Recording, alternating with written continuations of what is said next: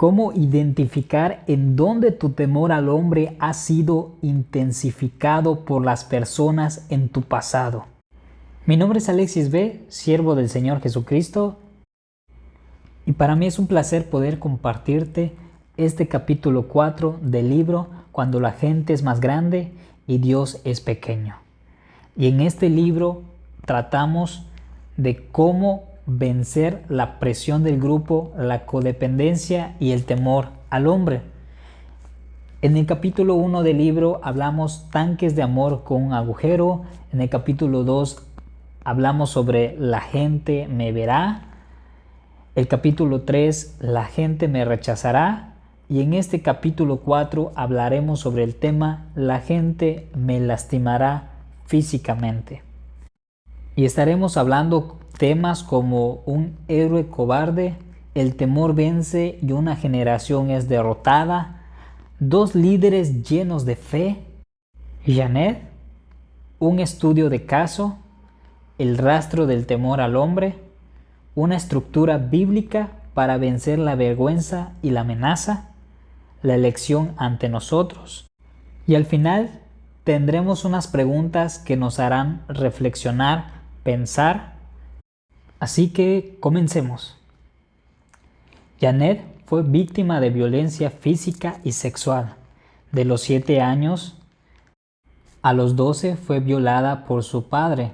Se detuvo solo porque ya era viejo y lento y Janet podía escapar, pero la violencia no se detuvo.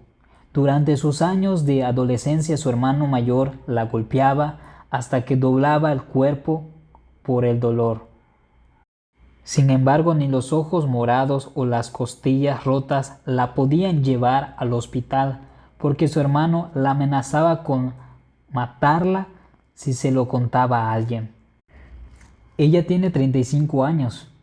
Ha estado casada por 8 años con un hombre muy comprensivo y tiene 2 hijos, un varón de 6 y una niña de 3. Recientemente confrontó tanto a su padre como a su hermano y ambos hombres han reconocido sus ofensas. No obstante, ni su esposo comprensivo ni la confesión de sus perpetradores han librado a Janet de un mundo de problemas diferentes. Por ejemplo, cuando Janet habla acerca de los que abusaron de ella, sus actitudes fluctúan alocadamente. Hay ocasiones en las que desea una relación más profunda con ellos, pero su pasión no es tanto por una amistad entre adultos, sino ser una niña dependiente de ellos. Ella desea el amor y el afecto de su padre y su hermano que nunca tuvo cuando era pequeña. En otras ocasiones está muy enojada en contra de ellos por lo que le hicieron y desea que estuvieran muertos. Aún en otras ocasiones se aterra cuando piensa en lo que pasó y trata de distanciarse de todos porque siente como si cada persona que conoce es una amenaza para su vida.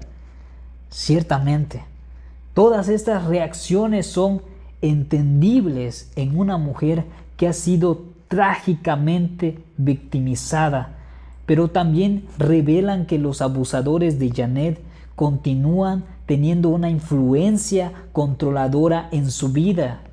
Janet vive como si Dios fuera muy pequeño en comparación con estos hombres malvados.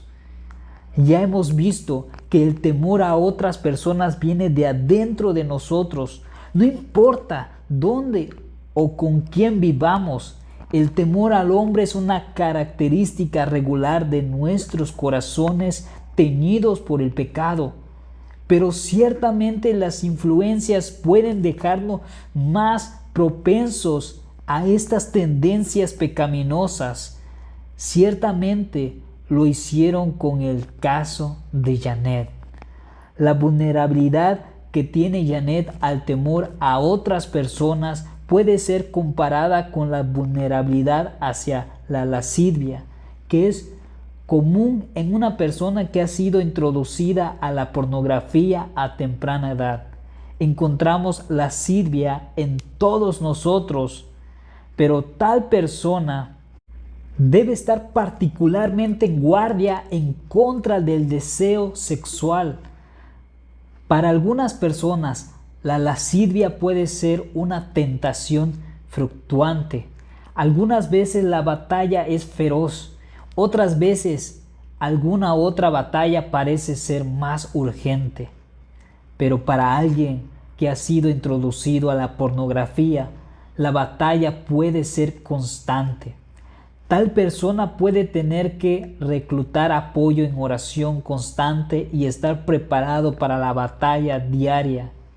En una manera similar, aquellos que han sido amenazados, atacados o avergonzados por otros tienden a ser más vulnerables al temor al hombre y tienen que estar velando de una manera especial. La violencia física y sexual son ejemplos claros de cómo las personas destructivas en nuestro pasado pueden hacernos más propensos a temer a otras personas. Pero la Escritura no solo habla de acciones destructivas, también dice que las palabras son poderosas. Me pregunto, ¿cómo afectan a los niños las palabras crueles? Yo sé que los niños son inmensamente resistentes y no estoy sugiriendo que una palabra dejará una cicatriz en el niño de por vida, pero la Biblia indica que las palabras crueles cortan como una espada y lo podemos leer en Proverbios capítulo 12 versículo 18. La Biblia nunca minimiza el efecto de las palabras pecaminosas. La expone como llamas de fuego que dejan heridas, que pueden llegar hasta las partes más profundas de nuestro ser. Dichas palabras están en un contraste absoluto con las palabras de compasión y sanidad que el Señor ofrece a tales víctimas. He visto a niños que han sido aplastados por las palabras de otro. He observado cómo algunos de ellos gradualmente se vuelven más ariscos y separados.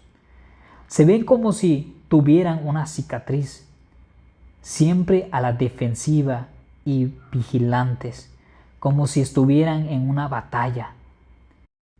¿Es el pecado de las otras personas lo que los está dejando propensos a una versión aumentada del temor al hombre? En algunos casos, sí. Usualmente se requiere más de un incidente para iniciar las flamas del temor al hombre. Es posible que lo inicie una crítica horriblemente hiriente, o quizás algún chisme acerca de ti que oíste indirectamente. Pero si tu historia te hace más vulnerable al temor a los demás, probablemente fuiste afectado por un arroyo constante de palabras de desánimo. En otras palabras, día tras día escuchabas alguna crítica, algo humillante o grosero.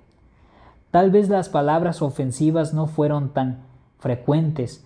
Conozco un padre que por lo menos una vez al mes pierde las casillas. Cuando ocurre, todo mundo se entera y todo mundo que esté cerca es atacado verbalmente.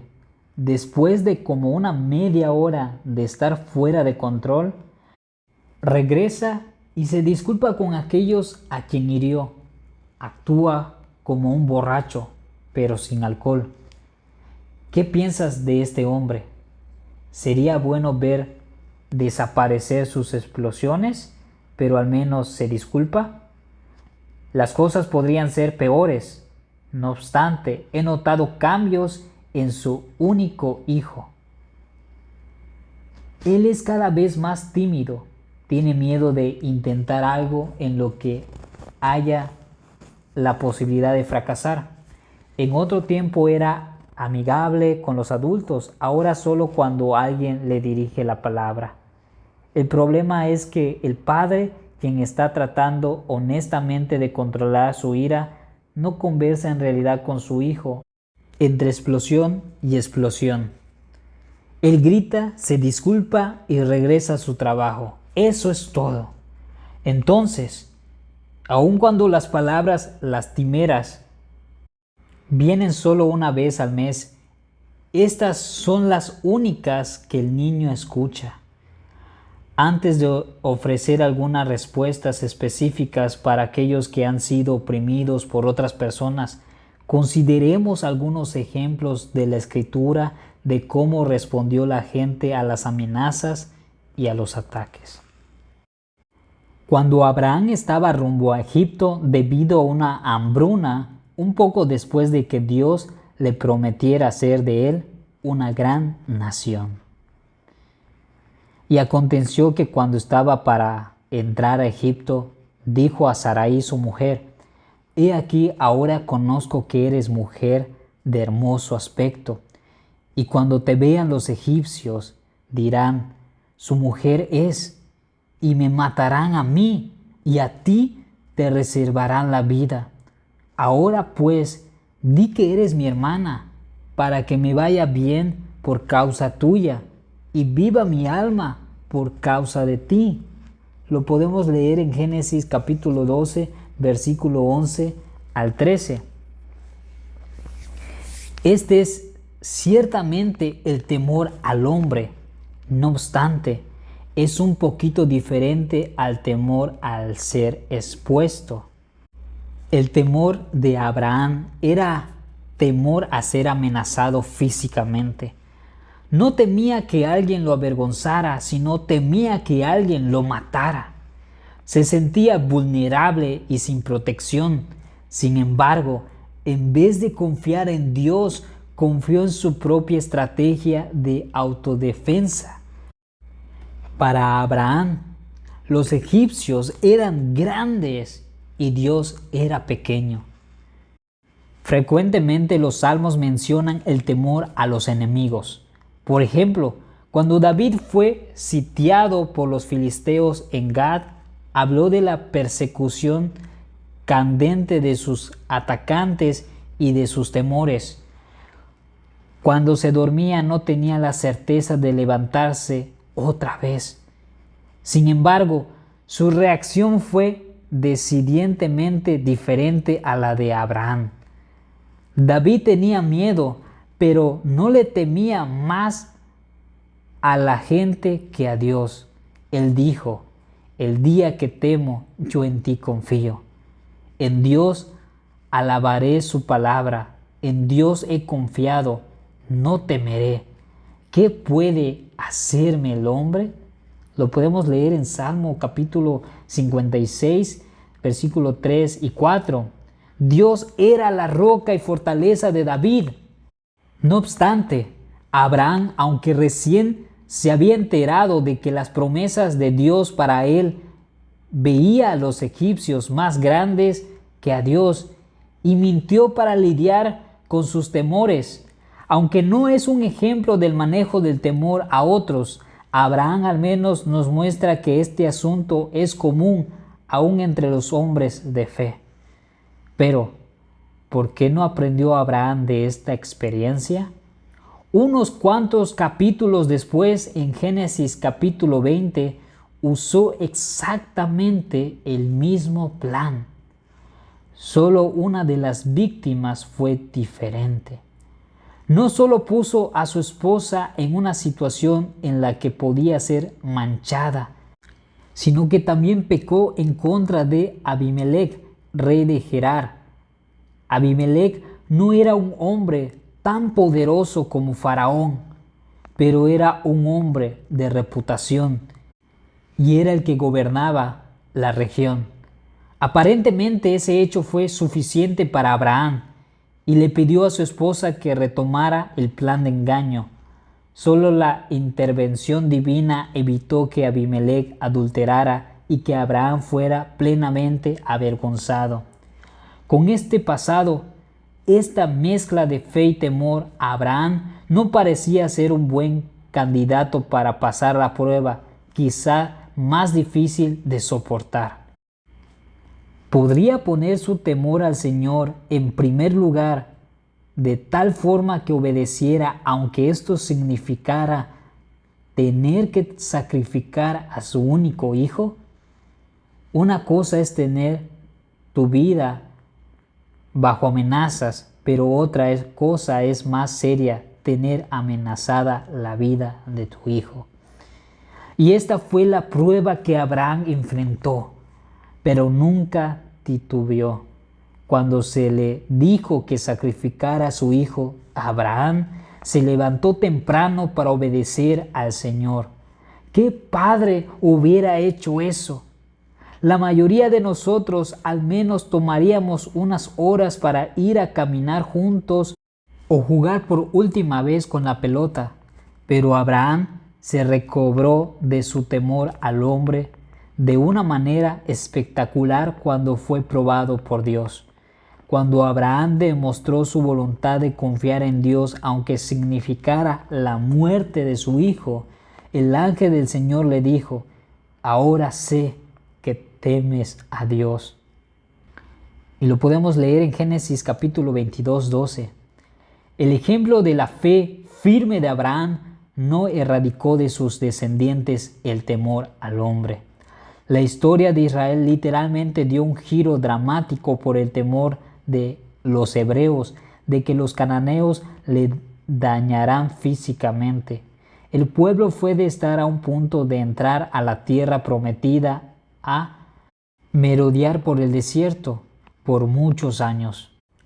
En Números 13, un grupo de espías israelitas fueron comisionados a explorar la tierra. En su reporte indicaron que ciertamente esta era la tierra prometida, que sí fluía leche y miel. Y lo podemos leer en Números capítulo 13, versículo 27. Pero tuvieron más asombro por los habitantes de la tierra que por Dios, aun cuando habían visto que su Dios era el más grande de todos los dioses en la confrontación con Faraón. Mas el pueblo que habitaba aquella tierra es fuerte y las ciudades muy grandes y fortificadas. No podremos subir contra aquel pueblo porque es más fuerte que nosotros. Éramos nosotros a nuestro parecer como langostas y así le parecíamos a ellos. Lo podemos leer en Números capítulo 13, versículo 28, 31 y 33. La petición de Moisés de que no tuvieran temor fue hecha a un lado. En Números capítulo 14, versículo 9, lo podemos leer. Y el juicio vino con toda certeza contra tal incredulidad, dijo Dios. ¿Hasta cuándo me ha de irritar este pueblo? ¿Hasta cuándo no me creerán con todas las señales que he hecho en medio de ellos? Yo los heriré de mortandad y los destruiré, y a ti te pondré sobre gente más grande y más fuerte que ellos.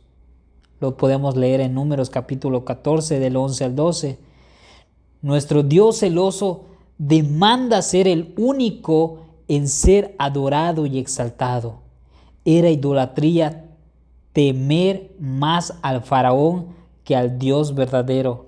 Pero debido a la intervención de gracia por parte de Moisés a favor del pueblo, Dios misericordiosamente redujo el castigo. En vez de aniquilar a Israel, Dios prohibió que una generación entrara a la tierra prometida. Morirían en el desierto como nómadas, pero sus hijos verían el cumplimiento de la promesa de Dios. Esto ciertamente fue gracia sublime. Cuando el juicio de Dios se realizó y aquella generación murió, Moisés hizo una apelación final al pueblo. Fue en un tiempo crítico. Fue justo antes de su propia muerte. Estaba transfiriendo el poder a Josué. Así que la ocasión era especialmente solemne. El pueblo sin duda estuvo atento a las palabras de Moisés. Su exhortación cálida y pastoral es el libro de Deuteronomio. En él, Moisés hace un llamado al pueblo para ser absolutamente leales a Dios y les advierte en contra de la desobediencia al pacto.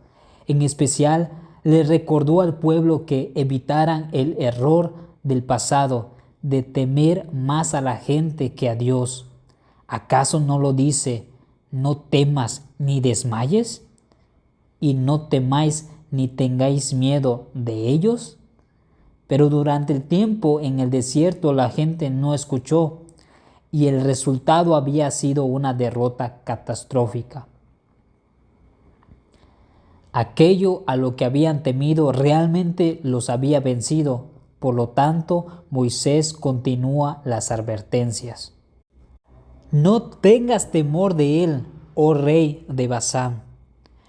No los temáis, todos los términos de la tierra. El día que estuviste delante de Jehová tu Dios en Horeb, cuando Jehová me dijo, reúneme el pueblo para que yo les haga oír mis palabras, las cuales aprenderán para temerme todos los días que vivieren sobre la tierra, y las enseñarán a sus hijos. ¿Quién diera que tuviese tal corazón, que me temiesen y guardasen todos los días todos mis mandamientos, para que a ellos y a sus hijos les fuese bien para siempre? Si dijeres en tu corazón, estas naciones son mucho más numerosos que yo, ¿cómo las podré exterminar? No tengáis temor de ellas. Siguen docenas de las mismas advertencias y exhortaciones, todas repitiendo el mismo tema. Ustedes están propensos a temer a la gente, que parece ser una amenaza para ustedes. En vez, deben temer a Dios y a Dios nada más. Al final del libro del pacto, Moisés no se había cansado de repetir la advertencia. En Deuteronomio capítulo 31:6, Moisés le ordenó a la gente: esforzaos y cobrad ánimo, no temáis ni tengáis miedo de ellos, porque Jehová tu Dios es el que va contigo, no te dejará ni te desamparará. Él repitió esta declaración otra vez: no temas ni te intimides.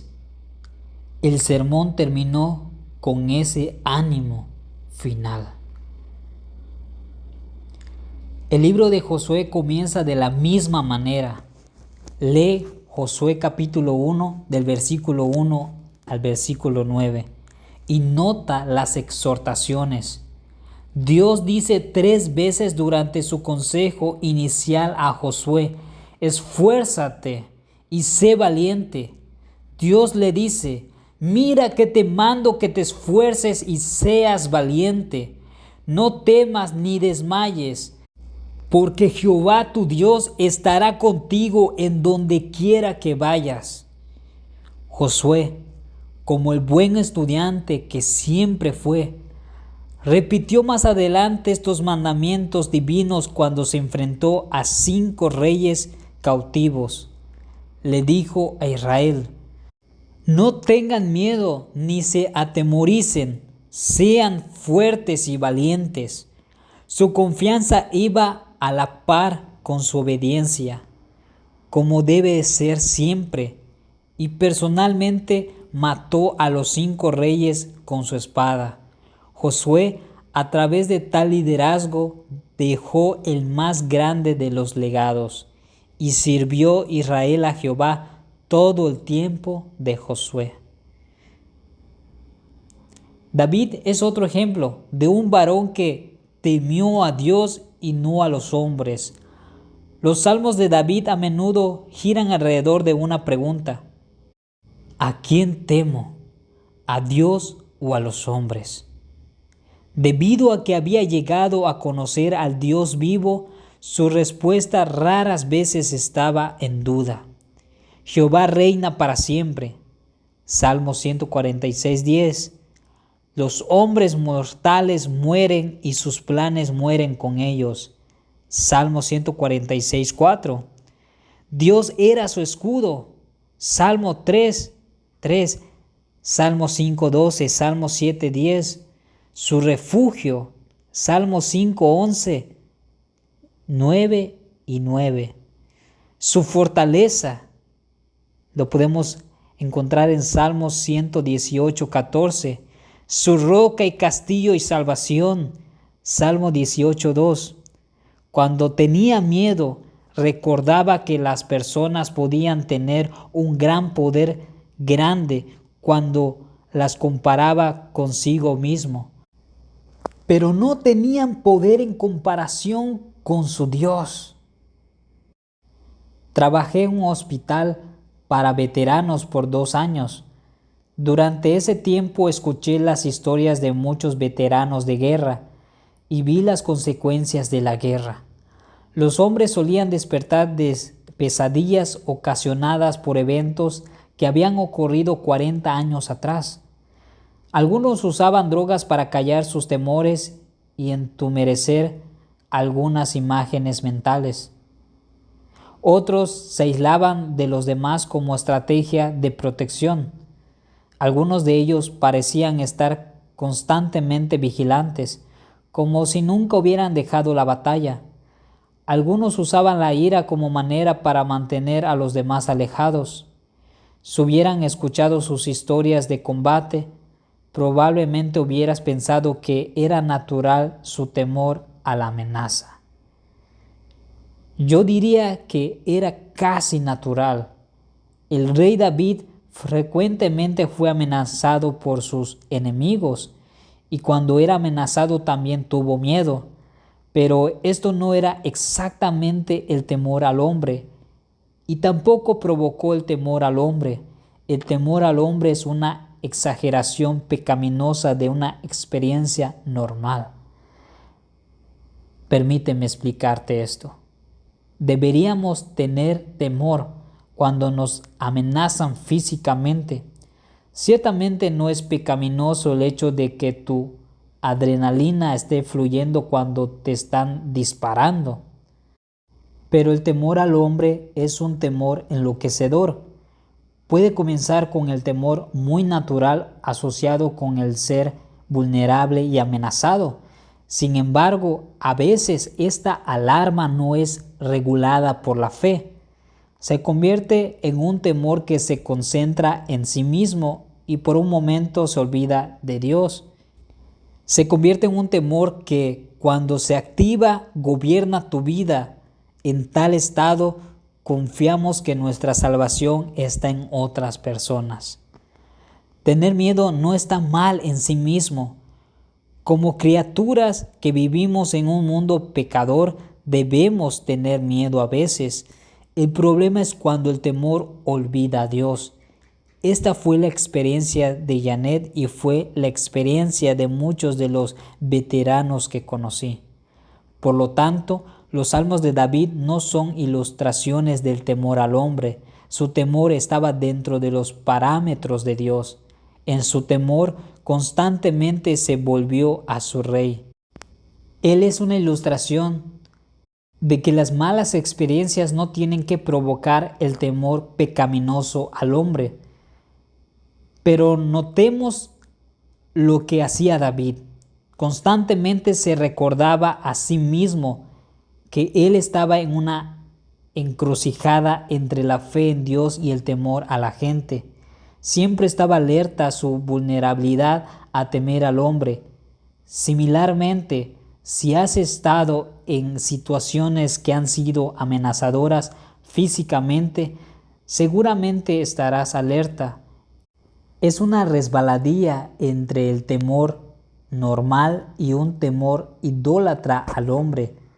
Para permanecer en línea, medita en los salmos con fe y sigue el ejemplo de David. Jehová es mi luz y mi salvación, ¿de quién temeré? Jehová es la fortaleza de mi vida, ¿de quién he de atemorizarme? Cuando se juntaron contra mí los malignos, mis angustiadores y mis enemigos, para comer mis carnes, ellos tropezaron y cayeron. Aunque un ejército acampe contra mí, no temerá mi corazón. Aunque contra mí se levante guerra, yo estaré confiado. Una cosa he demandado a Jehová, esta buscaré, que esté yo en la casa de Jehová todos los días de mi vida, para contemplar la hermosura de Jehová y para inquirir en su santo templo. Salmo capítulo 27 del 1 al 4. Si puedes leer este salmo y decir que expresa el deseo de tu corazón, entonces tu temor no es un temor pecaminoso al hombre.